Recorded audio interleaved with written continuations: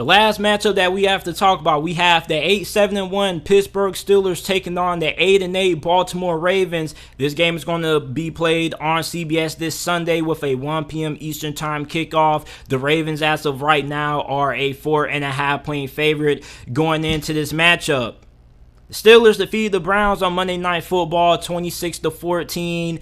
It was Ben Roethlisberger's potentially last home game ever as a Pittsburgh Steeler. And the Rams defeated the Baltimore Ravens 20-19.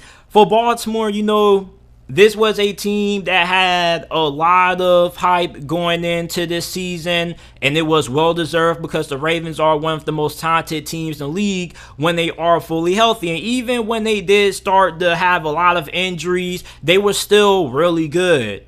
But now, late in the season, we're now starting to see those injuries start to take a toll on the Baltimore Ravens, and we don't even know if Lamar Jackson is going to be able to play in this game, and even if he does, we don't know if he's going to be a full 100% in this game. And the last time these two teams matched up, the Steelers ended up sneaking away or stealing the victory, if you want to call it that if you are a Ravens fan, because they ended up going for two trying to win the game, and the Steelers ended up stopping them in their tracks, and they walked out with the victory. You look at Pittsburgh.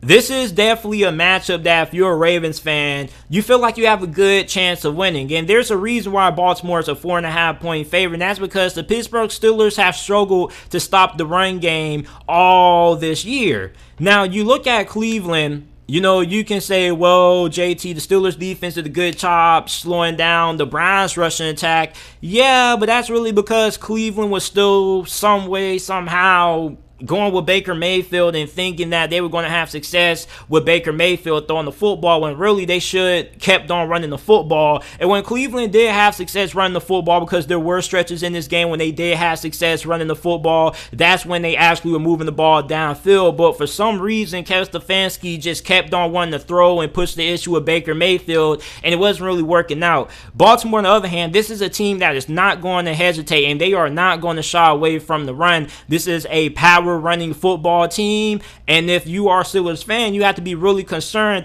about how the run defense is going to hold up in this game. Meanwhile, on the other end, Najee Harris probably had the best game that he's had as a pro so far. He had 28 carries for 188 rushing yards and a touchdown against the Cleveland Browns. It was probably the best performance that the offensive line had all year when it came to, run blocking. Well, are you going to be able to repeat that performance? Because the Ravens right now have the best run defense in the league. They only allow 84.8 rushing yards per game. So you could be in a situation where Big Ben has to make his final stand. This potentially could be his last game ever in his NFL career. We know he's going to be a first ballot Hall of Famer. And this may be a game where Pittsburgh has to rely on him to throw the football and win the game for him. Now, the game kind of had a similar outcome like last week against the Cleveland Browns, because Pittsburgh did have to throw the football like over 40 times. And Big Ben, he wasn't great, but, he did what he was supposed to. And the running game was also really good also. But you got to remember that the Cleveland Browns offense wasn't really able to get nothing going against the Pittsburgh Steelers defense for pretty much the whole majority of the game. Baker Mayfield had a point in this game when he was like, 2 of 10 at one point. So the passing attack for the Browns really struggled, and they really couldn't open up anything. For the Ravens, even if Lamar doesn't play, I don't think that your passing game is going to be as bad as what the Browns passing game was. So I think that for the Ravens, they're going to have the ability to have a little bit more success through the air compared to what the Browns did. And on top of that, for the Ravens offense, you still have the ability to run the football against the Steelers defense. However, you look at that Ravens defense, and it is beat up, especially when you look at the secondary. But they did a very good job against the Los Angeles Rams last week. The Rams offense is really explosive. They have a lot of talent there. You got Cooper Kupp, you got Matthew Stafford. Those two guys have been in the MVP conversation, and they did a pretty good job slowing them down, because that could have easily been a game that, the Rams could have won, and they could have won convincingly. So they did a pretty good job, and they only lost by 1 on point. So this is a Ravens team that is feisty, and even though they are beat down when it comes to injuries, they still are pretty solid defensively. So for the Steelers offense, you know what it is. It doesn't matter how banged up the opposing defense is for Baltimore. It doesn't really matter all that much. If you're a Steelers fan, you shouldn't really be expecting anything crazy out of the offense. You know how this game is most likely going to turn out. It's probably going to be a lot of punts, a lot of 3-and-outs, a lot of doggone it, man, can we please get rid of Matt Canada?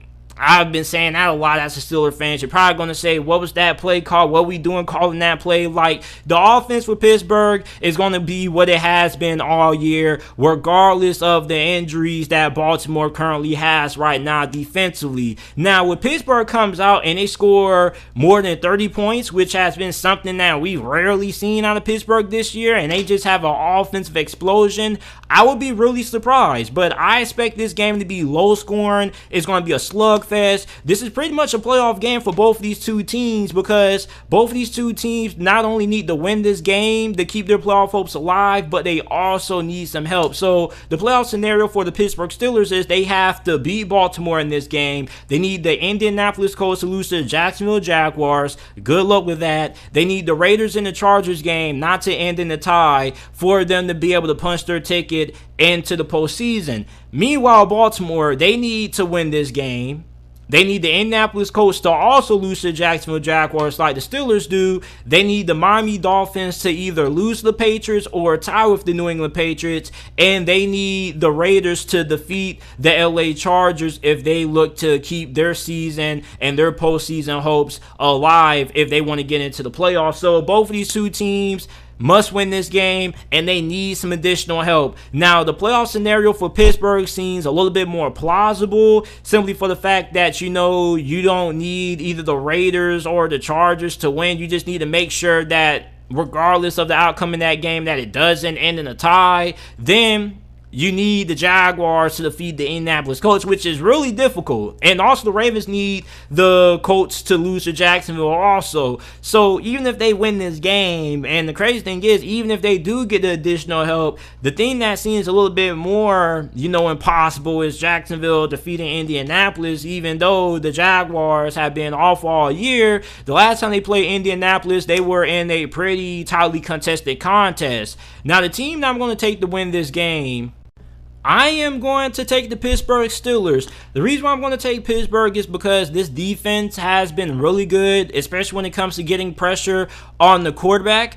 Feel like Mike Tomlin, the game plan is going to be going all in to slow down that rushing attack and trying to force Baltimore into some situations where they have to throw the ball, and hopefully you end up coming away with a couple of takeaways. Then hopefully you can end up, playing the field position battle and get the Ravens to a point where their defense gets tired out. You can get in field goal range, and hopefully you can put up enough points on the board to last to win this game, because that pretty much is what this game is going to be. This game is going to come down to which team can survive, which team can outlast the other.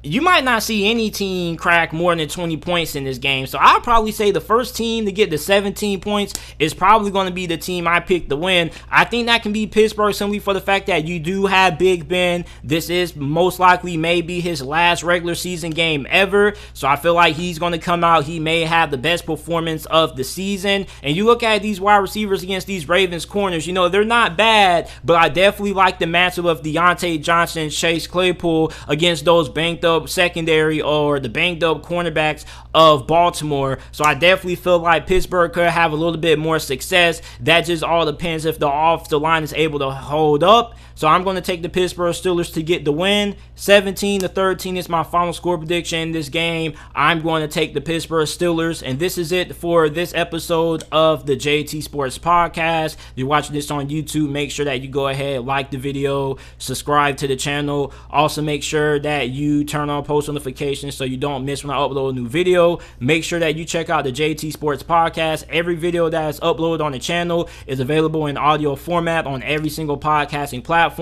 Apple Podcasts, Spotify Podcasts, Google Podcasts, wherever you get your podcasts from, the JT Sports Podcast is available. All you got to do is go to any podcasting service that you use, type in the JT Sports Podcast. It should pop up. Go ahead, leave a 5-star review. or you can go down to the description down below, scroll a little bit, and then they'll have the links to the Apple Podcast and the Spotify Podcast. Make sure that you guys go ahead and check that out. And I will see you guys with another episode of the JT Sports Podcast.